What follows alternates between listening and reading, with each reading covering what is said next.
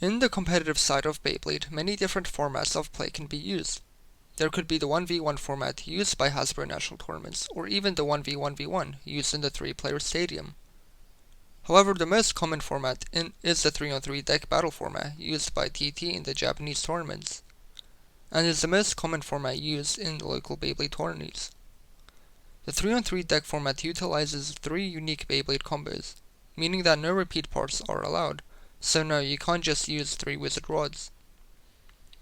The battles go up to the first of 5 points, with every round cycling through other bays, only resetting the order after all bays are cycled.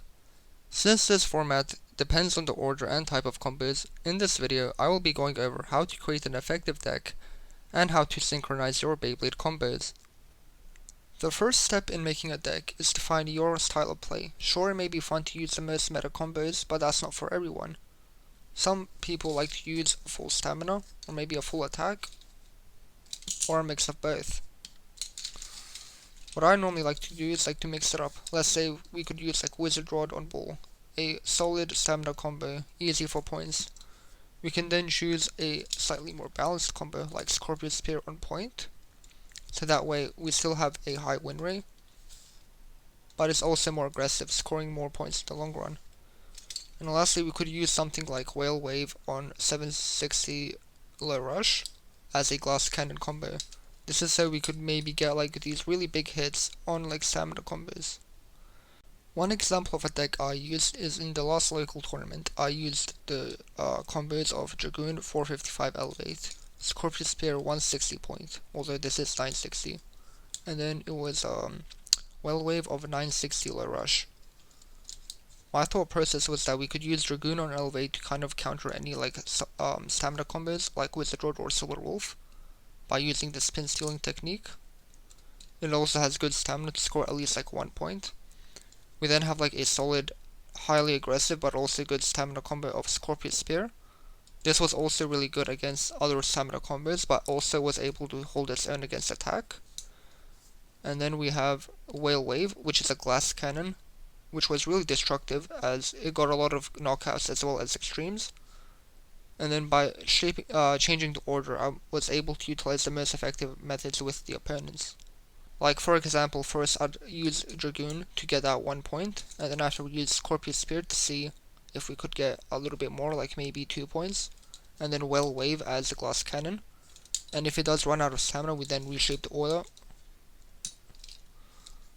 So this time I'll start with Scorpion Spear, being more consistent overall, and then after Whale Wave might have a chance of getting at least 2 or maybe just a 3-point finish.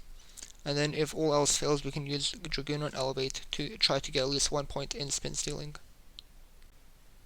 Another common format is to use a full attack deck, for example a highly aggressive blade like Tyranno Bee, Phoenix Wing, and then maybe something more compact like Nightmail point, of course.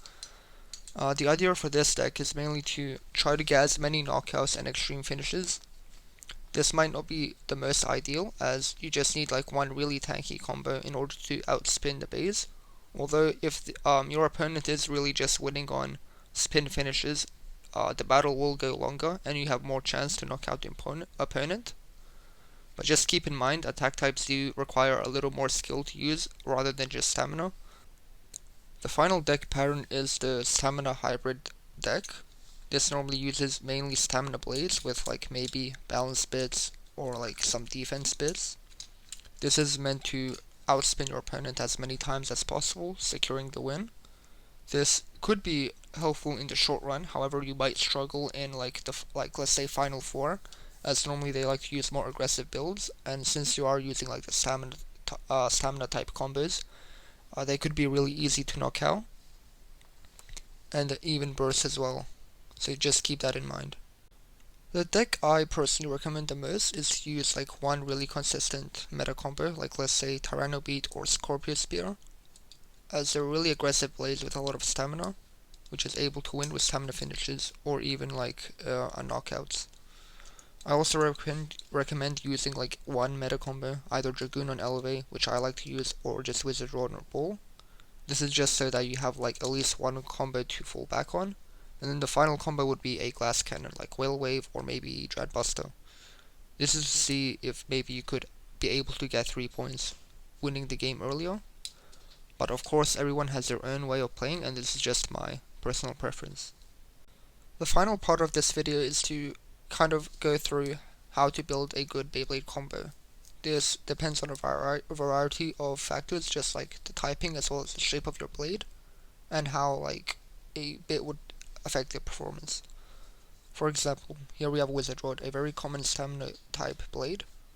It has a very circular shape as well as good outward weight distribution, so most commonly they would be used with Ball, as Ball is like one of the best stamina bits, so it just makes sense to use Ball. But because it's like kind of circular, you can use like other formats, like let's say Point, as a more kind of aggressive combo, as since it is a lot larger than other blades, you can just use it to knock off other opponents. When it comes to ratchets, this is really flexible. Like let's say 960, normally we use this to kind of maximize the blade area, as let's say with like 560, you can see the protrusions are more outward. So let's say I like to use 960 on the glass cannon type combos, as let's say on Whale Wave, you can see the blade is a lot more exposed. The 960 ratchet also makes it a lot harder to burst, as the points are really short. 160 is also kind of similar. It is really round with only one protrusion. This could be used with stamina, but actually no, it's not that bad for stamina, as it would be like weighed down, but it wouldn't affect it too much. This might be better on the standard attack combos, as let's say with Tyranno B. With the weight protruding in one section, you can get a really hard smack, knocking your opponents down. Going over, let's say like, alright, here we have Scorpius Spear, one of my favorite balance type combos.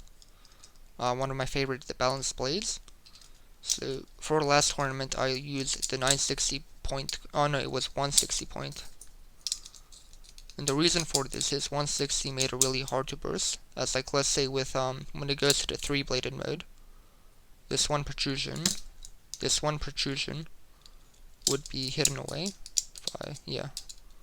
So like this one protrusion would be hidden away, giving Scorpius Spear blade the maximum hits available. And Point is just like a really good bit, as you could be really aggressive but also stable, and has really good stamina, perfect for like a heavy blade like Scorpius Spear. So when it comes to like Whale Wave or maybe even Drawn Buster, these ones aren't as like consistent as Tyranno B, as Tyranno B is an attack type with good stamina and heavy weight. These ones are just here for the one-hit KO. So you want to use like really aggressive bits like low flat or maybe low rush. You could use a regular rush as well, as height wouldn't really matter too much, although the low bits are preferred a little bit more. And then of course you have Dragoon on Elevate. This one I like the most. So one cool feature is, I think this was discovered by Baymac, with like the 55 type ratchets or like the halfway, it actually is like a lot tighter compared to like other blades. Like let's say with Wizard Rod, it's a lot easier to burst compared to Cobra Dragoon. And then with Elevate, it gives a really good stamina able to spin steal. But of course, if you don't want to use Elevate, you could use like Point, as Dragoon is really heavy and has decent stamina, so you can use it like that. To kind of go over again, here we have another 3 blades, starting off with Silver Wolf. This one is also a common stamina type combo. However, one thing that makes it different to other stamina blades is that it has decent defense use. So it can be very common to see like Silver Wolf paired up with Hexa, as of course Hexa has really good defense properties, and just this combo is able to tank a lot of hits while also being able to outspin bays. One really common bit I've seen it used is Low Orb. This is basically because Orb has a lot better defense than Ball, as it has less surface area, and the Low High also is able to tank a lot of other hits, as they would be attacking from above, hitting the metal more often. Phoenix Swing is a similar use to like Tyranno Beat or even Scorpius Spear. It's a really heavy blade with like a decent enough attack shape, so you can use it in a really aggressive combo like 760 low rush. 760 ratchet is mostly used for like basically to give as much weight of the bay for those really hard smacks. It could also be used in defense type combos.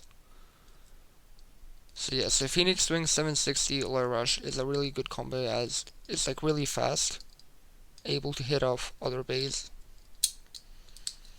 And just for example, here we have Fox Brush. This one is sort of like a glass cannon, although not really as effective. This one I've seen you could use like 160 to make sure the weight hits it. And then let's say like rush or low rush. Hold on, where is?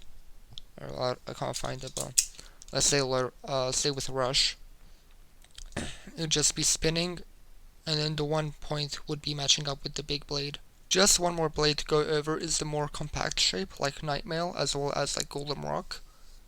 These bays have like decent weight, but because of the compact shape, this makes them utilized in both defense or maybe even attack. Like let's say with 760 Hexa, this is a very solid defense combo that could be used to tank many hits as well as counterattack. But you can also use it as an attack combo, as because of the compact shape, a lot of the weight is kind of focused on the center. As when it's like speeding around, it just makes the hit a lot harder than let's say like other blades, like maybe I can't really think of examples, but like say with like Whale Wave, as the attacks are like more concentrated outwards. Nightmail might be a little bit more consistent in trying to have a more stamina as well as have a more consistent chance of beating the opponent. That's all I have for this video. I hope it helped you in understanding a little bit more on how combos are kind of made, as like let's say with the shape, the weight, as well as the type of bit can affect its performance. If you need any more questions, feel free to comment down below and I'll try my best to kind of respond. If you do like the video, please like and subscribe, as I hope to reach 10k subs by the end of the year, and it will also help out the channel greatly, and I'll see you all next time.